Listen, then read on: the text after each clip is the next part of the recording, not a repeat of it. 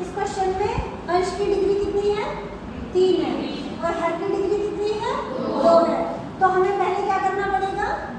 भाग देना पड़ेगा। पार्शियल फ्रैक्शन में चेंज करने से पहले भाग देना पड़ेगा। तो इधर भाग दे लेते हैं पहले। x³ plus 4x² minus 2x minus 5 और इसमें हमें भाग देना है। देखो जो नीचे 2 डिग्री वाला जो फैक्टर है इसको हमें फैक्टराइज करने से पहले भाग ऐसे ही देना रहेगा। अगर भाग देना है तो भाग पहले देंगे, उसके बाद देखेंगे कि उसके लीनियर फैक्टर्स बनते हैं कि नहीं। ठीक है, तो सबसे पहले क्या करेंगे, इसको ले लेंगे x² माइनस 4x प्लस 4। अब देखो भाग देते हैं तो हमारा पर्पस क्या होता है? पहला कि हमें इसको कैंसिल आउट करना है। जो फर्स्ट टर्म है इसको कैंसिल आउट करना है। ये कैंसिल आउट कब हो सकती है कि हमें देखना है कि जो यहाँ पे पहली टर्म है इसको ऐसा किससे गुना करें कि ये गुना करने के बाद जो टर्म मिले वो हमें क्या मिले? x³ मिले। तो यहाँ पे x² है, x² को किससे गुना करेंगे तो x³ मिलेगा, x से। तो मैंने किससे गुना किया? x से। तो अब ये x इस पूरे से गुना होके हम इसको यहाँ पे लिख देंगे। तो ये क्या बन जाएगा? x³ minus 4x² plus 4x। अब क्या करते हैं? अब हमें इसमें से इसको घटाना होता है। जो नॉर्मल भाग देते हैं हम उसमें भी वही करते हैं कि ऊपर जो संख्या लिखी होती है उसमें से नीचे वाली को घटाते हैं।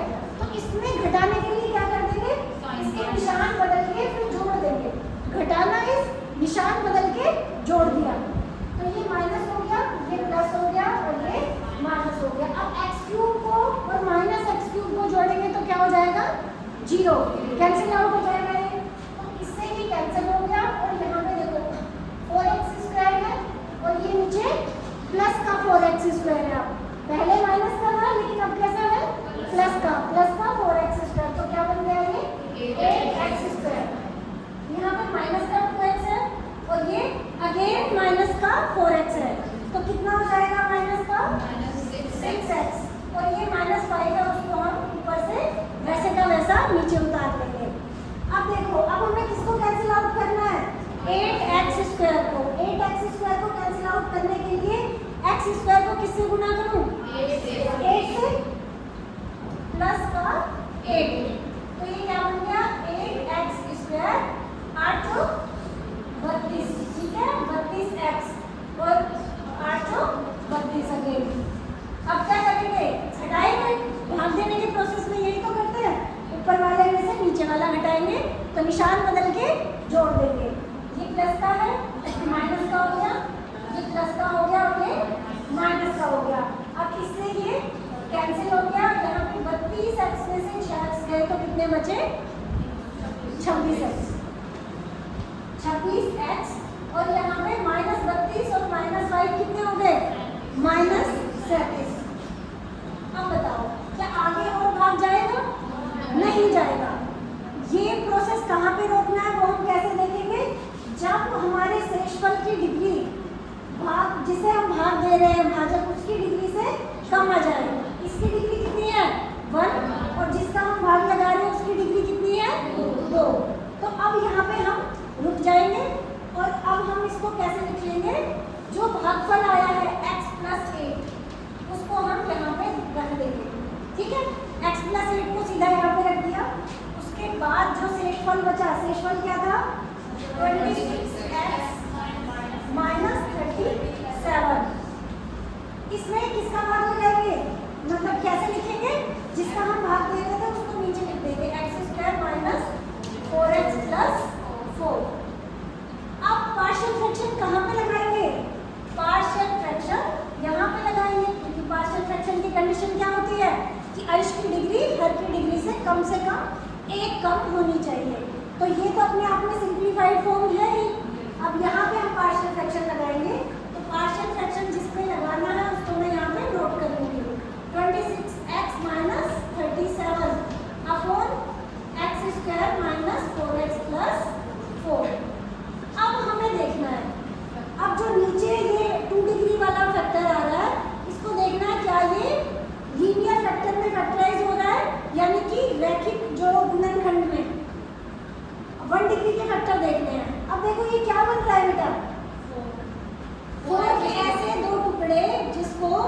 गुना करें तो 4 आए और जोड़े तो -4 आए। -2 और -2, -2 को -2 से गुना करोगे तो क्या आएगा प्लस का 4 और -2 में -2 को जोड़ोगे तो क्या आएगा माइनस का 4। वैसे भी तुम्हें a प्लस बी के होल स्क्वायर का फॉर्मूला पता होगा। तो ये क्या बन रहा है x माइनस 2 का होल स्क्वायर। तो ये क्या बन जाएगा 26x minus 37 upon x minus 2 का होल स्क्वायर। अगर तुम्हें फैक्टराइजेशन की प्रोसेस में देखना है तो मैं इधर करके दिखा देती हूँ। ये है x स्क्वायर, ये है -4x और ये है +4। तो हमने दो टुकड़े कौन से बनाए -2 और -2, ठीक है, +4 लास्ट में है। ये -4 के दो टुकड़े बने -2 तो मैं -4x को कैसे लिख सकती हूँ -2x और -2x। अब x कॉमन आ गया तो ये बन गया x -2, यहाँ -2 कॉमन आ गया ये बन गया x -2। अब अगेन x -2 कॉमन आ गया दोनों में से तो यहाँ क्या बचा x और यहाँ क्या बचा -2। जब दोनों सेम ही फैक्टर है तो हम इसको कैसे लिख सकते हैं पावर 2 करके, ठीक है। अब देखो अब ये स्टैंडर्ड फॉर्मेट आ गया कि पार्शियल फ्रैक्शन को किस तरीके से लिखते हैं इसके को a upon x -2 plus b upon x -2 whole square. अब इसको रहने देंगे, हमारा प्रोसेस इधर लेके चलेंगे। अब तो हमारे पास क्या गिवन है 26x minus 37 upon x -2 whole square. इधर हम एलसीएम लेंगे तो एलसीएम क्या आएगा, एक हिंट मैंने बताया था कि पार्शियल फ्रैक्शन की क्वेश्चंस में एलसीएम वही आएगा जो लेफ्ट हैंड साइड में है। तो इधर क्या आ गया x -2 होल स्क्वायर। अब x -2 का भाग अगर इसमें देंगे तो क्या आएगा x -2 की पावर 1 कैंसिल हो जाएगी तो a के साथ यहाँ पे क्या आ गया x -2 की पावर 1 प्लस b। इसका इसमें भाग देंगे तो क्या आएगा 1, तो b को किससे गुणा करेंगे 1 से या इसको ऐसे ही छोड़ देंगे।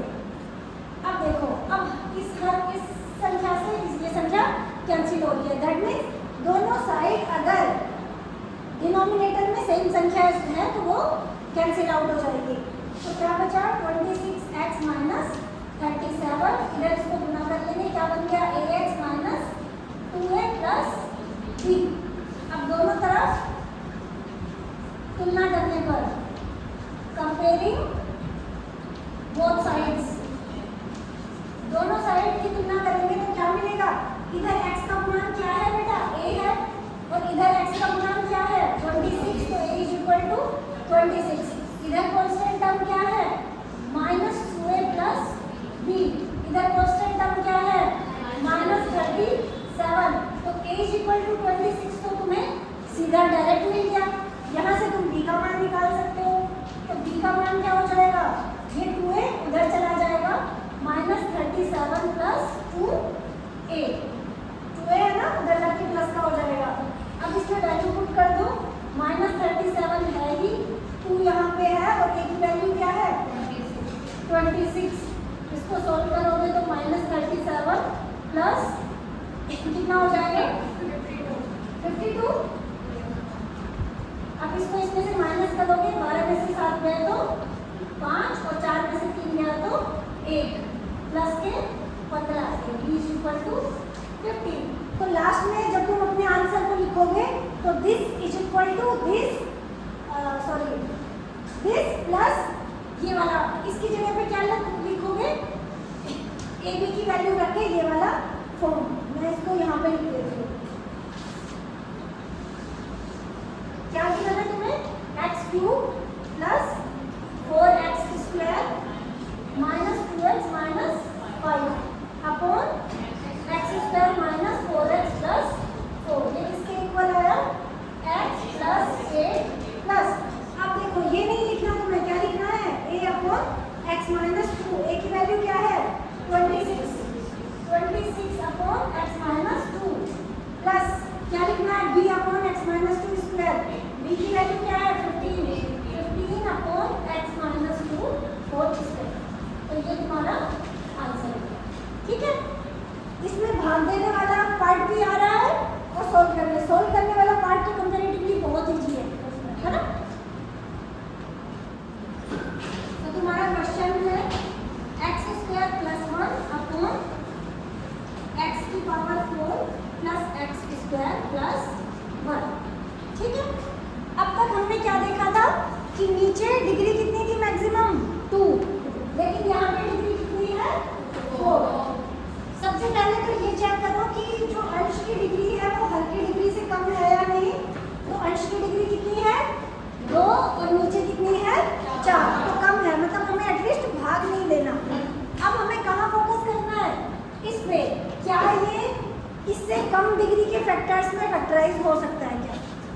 डिग्री वो क्या होता था, तब तो मैं ये बोलती थी कि ये देखो लीनियर फैक्टर में फैक्टराइज हो रहा है कि नहीं, क्योंकि 2 से छोटा तो एक ही बचा ना, तो उसकी डिग्री तो एक ही होगी। तो लीनियर मतलब डिग्री 1 का रैखिक गुणनखंड, तो वहाँ पे तो रैखिक ही पॉसिबल है, यानी लीनियर फैक्टर ही पॉसिबल है। लेकिन यहाँ तो इसकी डिग्री कितनी आ गई, 4 से छोटा तो 3 भी पॉसिबल है, 2 भी पॉसिबल है, 1 भी पॉसिबल है। तो यहाँ पे हमें फोकस करना ना कि सिर्फ लीनियर फैक्टर पे, हो सकता है इसके क्वाड्रेटिक मतलब 2 डिग्री के फैक्टर्स हो सकता है एक 1 डिग्री का हो और एक 3 डिग्री का निकला है, ठीक है। अब इस क्वेश्चन में थोड़ी सी हमें ट्रिक लगा के देखनी है। देखो अगर यहाँ पे बेटा 2x² होता तो ये x² + 1 का होल स्क्वायर बन जाता है ना, लेकिन यहाँ पे 2 नहीं है। क्या हम 2 बना के देख सकते हैं? है तो नहीं। कितने ऐसे क्वेश्चन होते हैं जिनमें हम कोशिश करते हैं कि जो चीज़ मिसिंग है उसको एक बार ले आए, एक बार जोड़ दे, एक बार घटा दे। हमने ट्रिग्नोमेट्री में किया था कि sin की पावर 4x + cos की पावर 4x थी, उसमें हमने क्या ऐड किया था, +2 sin² x और cos² x, एक बार प्लस किया था और एक बार -2 sin² cos²x। अब यहाँ पे मुझे क्या चाहिए, 2x² चाहिए, तो मैं क्या करूँगी, एक बार x² को जोड़ दूंगी और एक बार घटा दूंगी। तो ये काम मैं इधर करके देख लेती हूँ, x की पावर 4 + x² + 1, इसको मैंने क्या लिख दिया, x की पावर 4 + x² + 1, इसमें मैंने एक बार x² को जोड़ दिया और एक बार घटा दिया। ये क्या बन गया, x की पावर 4 + 2x² + 1 और -x², यही बना। अब ये क्या बन पा रहा है, होल स्क्वायर बन पा रहा है, तो ये क्या बन जाएगा, x² + 1 का होल स्क्वायर और -x²। अब ऐसा लग रहा है कोई फॉर्मूला लग सकता है, a² नहीं बेटा, a² - b², a + b का होल स्क्वायर तो हमने बनाया है ना, वो तो हम खुद ने बनाया है। अब हम वापस तो नहीं जाएंगे उस पे, तो अब क्या लगेगा, a² - b², इसको a मान लेंगे और इसको b मान लेंगे, तो ये क्या बन जाएगा, x² + 1 + x और एक बार x² + 1 -x, यही होता है a + b और a - b। अब इसको थोड़ा सा सुंदर तरीके से लिख लेते हैं, x² + x + 1 और इसको लिख लेती हूँ मैं x² - x + 1। अब अगेन वो चीज़ हम देख सकते हैं, देखो बेटा अगर इसमें देखेंगे, अगर हम इसको होल स्क्वायर बनाने की कोशिश करेंगे, जैसे हमने अभी यहाँ किया था, तो यहाँ पे हमें क्या चाहिए, -2x चाहिए, है ना। तो अगर हम यहाँ पे -2x ले भी आएंगे तो दूसरा कैसा बचेगा हमारा, +x बचेगा, तो उसके साथ कुछ नहीं हो सकता।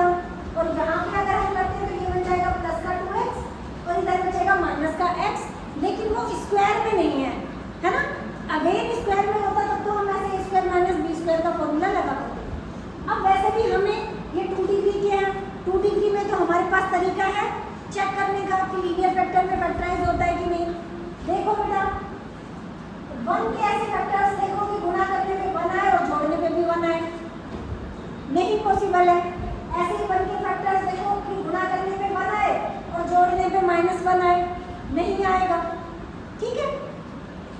तो अब हमारे पास ये मिल गए 2 फैक्टर्स जो नीचे पॉसिबल थे, इससे ज़्यादा कम डिग्री में हम नहीं जा पा रहे, और 2 डिग्री तक अगर जा पा रहे हैं तो हमारे पास सोल्यूशन है। हमें स्टैंडर्ड फॉर्मेट पता है कि पार्शियल फ्रैक्शन में हम कैसे जा सकते हैं, तो इसको मैं क्या करूँगी, कैसे लिखूँगी, ये है x² + 1 अपोन में जो था वहाँ पे हमें 2 फैक्टर्स क्या मिल गए, x² + x + 1 और दूसरा क्या मिल गया, x² - x + 1।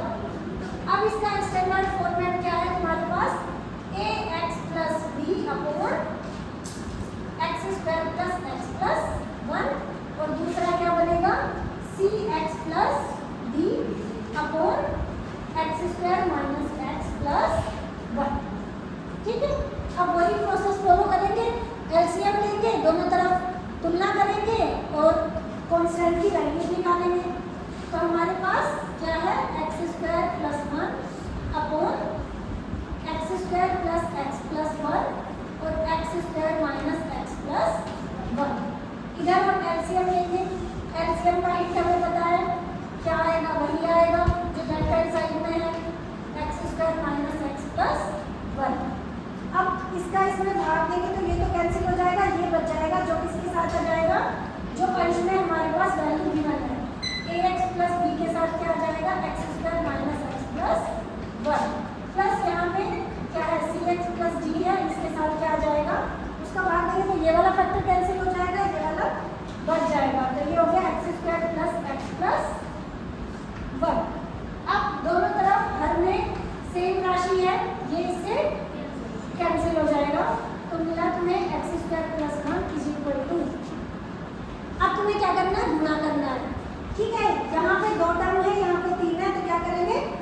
इसको इससे गुणा करने की कोशिश करेंगे।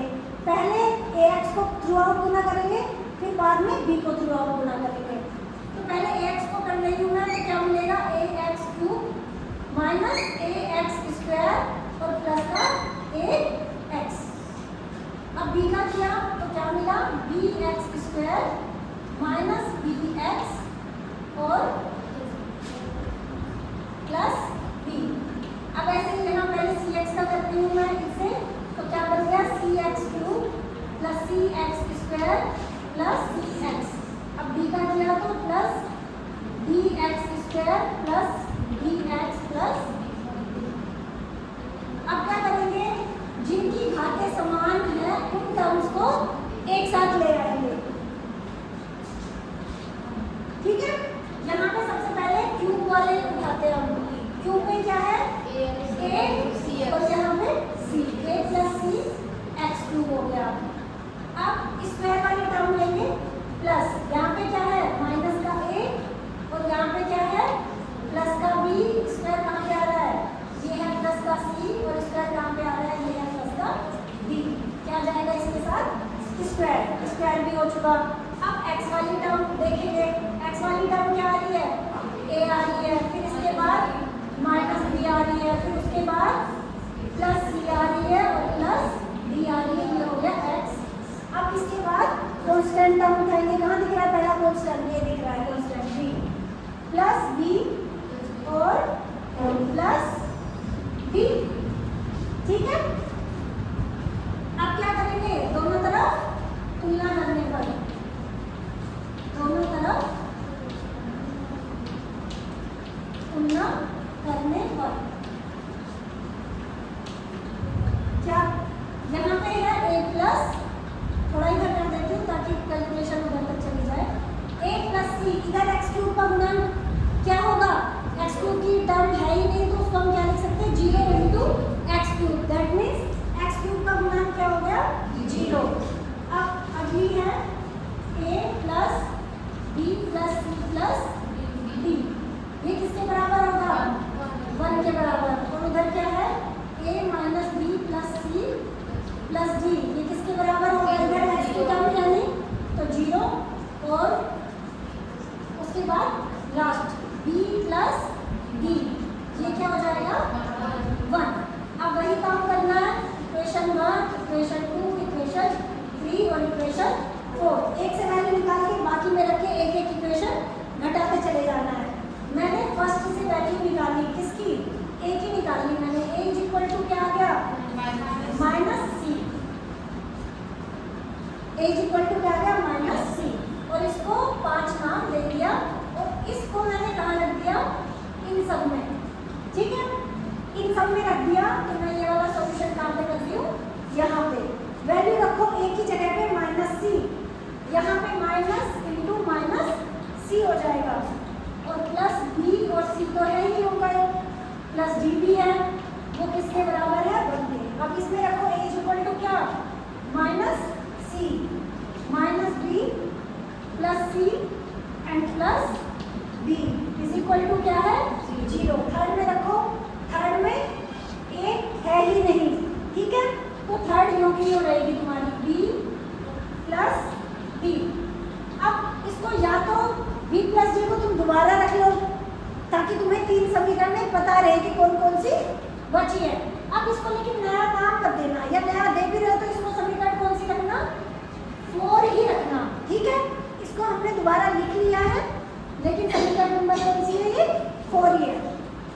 तो इसको सोल्व करेंगे तो क्या बन जाएगा, ये प्लस का c हो जाएगा, तो ये क्या बन गया b प्लस c, कितना हो गया c और c 2c, और d ऑलरेडी यहाँ पे है तो ये क्या बन गया 1। यहाँ पे सोल्व करेंगे तो माइनस का c और प्लस का c घट गया, क्या बचा minus b plus d is equal to 0। और ये तीसरी समीकरण क्या है तुम्हारी b plus d is equal to 1।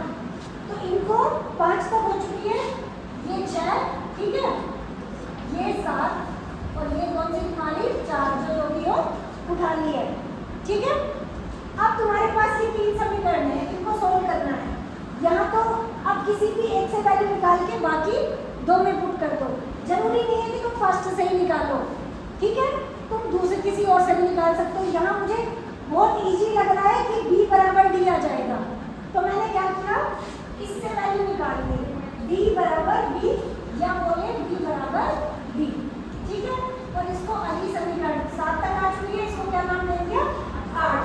अब बोल सकते हैं कि समीकरण 8 से मान कौन सी में रखने हो तुम, 6 और 4 में, ठीक है, 6 व 4 में रखने को।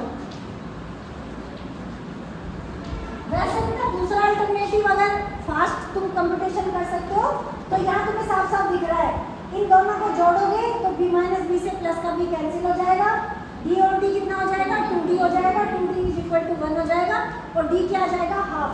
जैसे ही d हाफ आ जाएगा फिर तुम b बराबर d से b की वैल्यू भी क्या निकाल दोगे, हाफ। b और d आ चुके हैं, b और d आ चुके हैं, तो इससे c की वैल्यू निकाल दोगे। मैं सिर्फ तुम्हें एक पैटर्न में कराने की वजह से ऐसे कर रही हूँ। अगर तुम इससे फास्ट कर सकते हो तो फास्ट कर लेना, लेकिन तुम्हें सारे कांस्टेंट निकालने हैं, a b c d।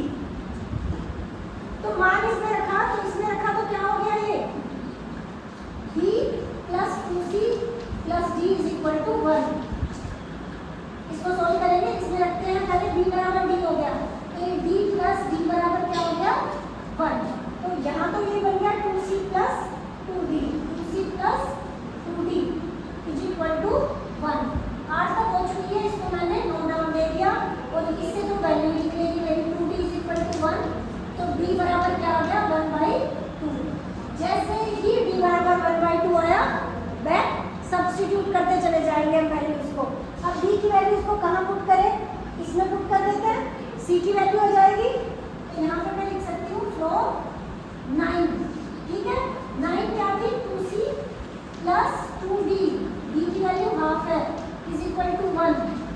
तो 2c plus 1 is equal to 2c plus 1 is equal to 1, 1 से 1 कैंसिल हो गया, यानी तुम्हें क्या मिला, 2c इज इक्वल टू 0, यानी कि तुम्हें क्या मिला, c इज इक्वल टू 0। दो वैल्यू तो तुम्हें मिल गई, c मिल गया और d मिल गया। अब तुम्हें क्या निकालना है, b और a। अब इसमें पुट कर दो फ्रॉम 9। अब काम में सोल्व करो बेटा, इसको मिटा दो, ठीक है, इसकी जरूरत नहीं है अब हमें।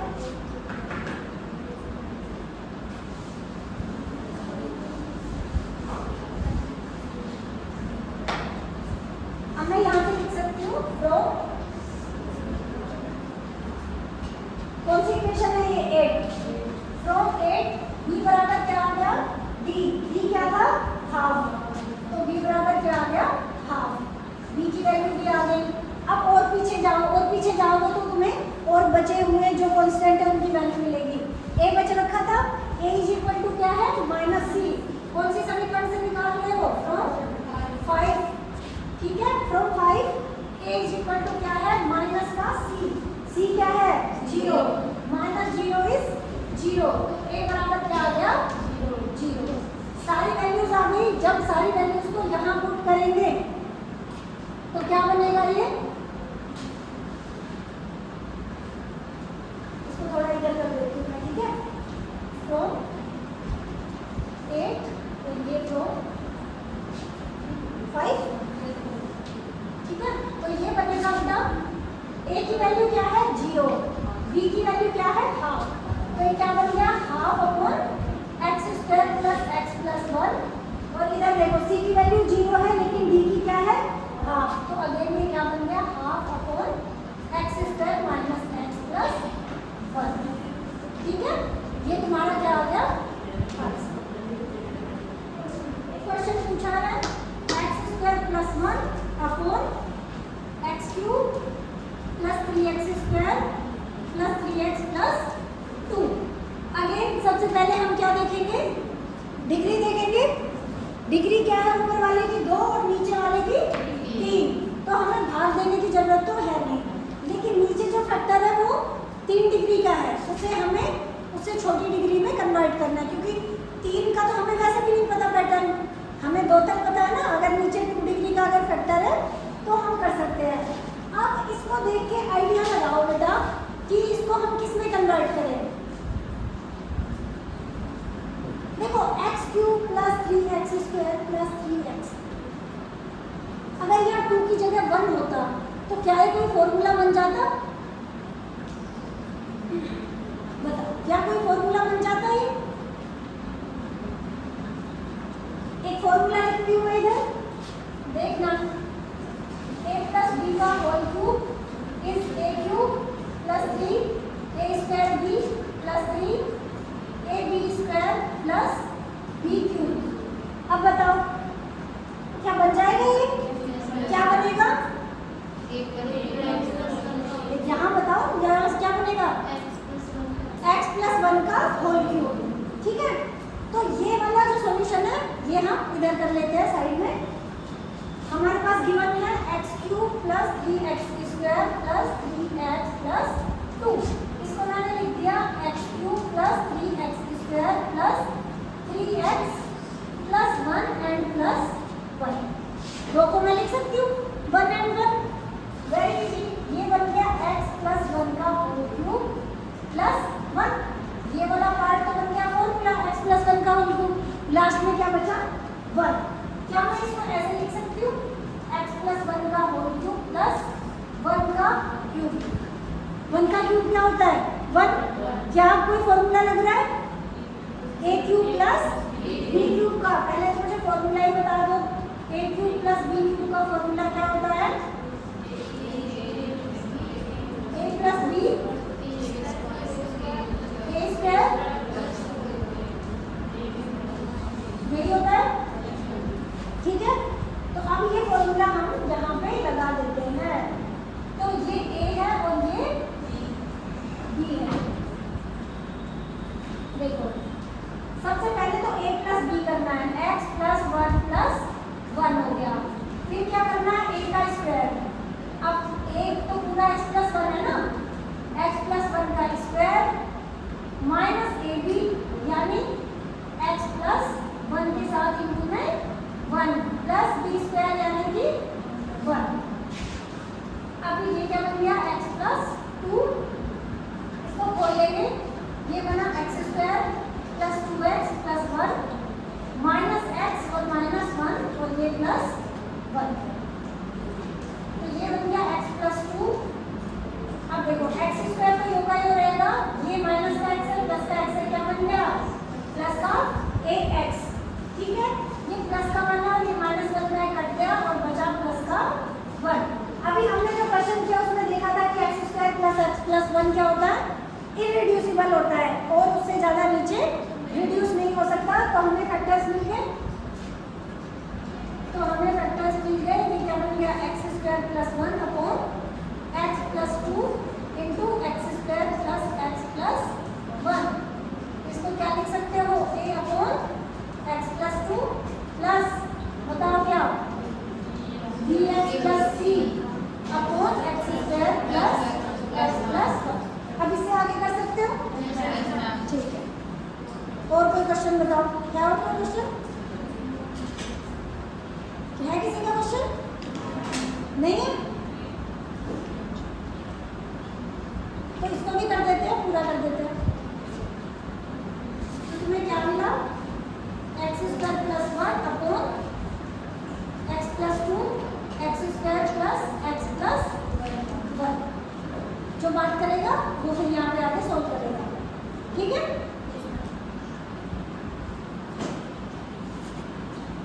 एलसीएम ले लिया, क्या आ गया? x प्लस 2 और x square plus x plus 1। यहाँ क्या मिला? एक के साथ इसको इसका इसमें भाग दिया, ये कैंसिल हो गया, क्या बचा? x square plus x plus 1 plus इधर ऊपर क्या है? bx प्लस c, उसके साथ गुणा में क्या आएगा? x plus 2।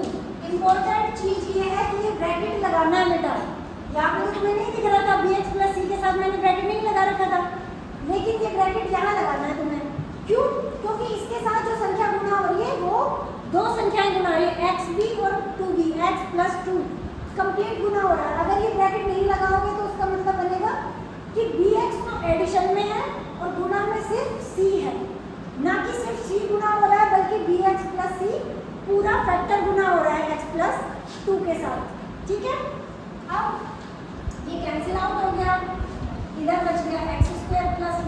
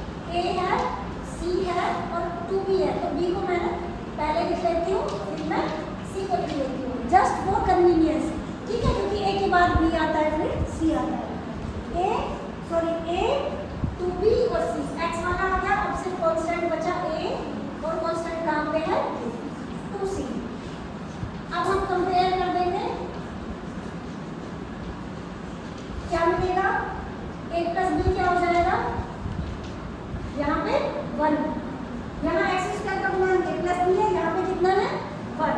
अब x का गुणांक यहाँ पे क्या है a प्लस बी प्लस सी, यहाँ पे लेकिन x है ही नहीं तो क्या हो जाएगा 0। इधर क्या है a प्लस 2c, इधर क्या है कांस्टेंट 1।